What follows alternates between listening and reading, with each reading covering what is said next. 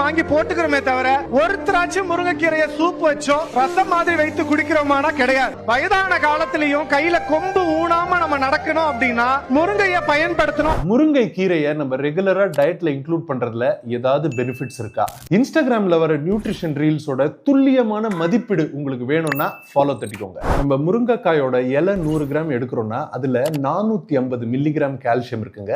அதே நம்ம பால் 100 மில்லிகிராம் எடுத்தா 120 ml இருக்கு. நம்ம முருங்கைக்காய் இலைய நல்லா ட்ரை பண்ணிட்டு அதை ஒரு சப்ளிமெண்ட் ஃபார்ம் பவுடர் ஆக்குனா அந்த பவுடர் 100 கிராம் நம்ம எடுத்தா அப்போ 100 ml பாலை விட அது 16 மடங்கு அதிகங்க. அது மட்டும் நம்ம கிளாரிஃபை பண்ணிக்கலாம். ரெண்டாவது, முருங்கைக்காய் இலையில புரோட்டீன் கண்டென்ட் நீங்க எடுத்தீங்கன்னா இருக்க பச்சை காய்கறிகள்லயே எல்லாத்தை விட அதிகம். 100 கிராம் பச்சை இலையில 8 கிராம் புரோட்டீன் இருக்கு. அதே நம்ம 100 கிராம் ட்ரை பண்ண இலை எடுத்தோம்னா 20 ல இருந்து 25 கிராம் புரோட்டீன். ஆனா நீங்க 100 கிராம் இலை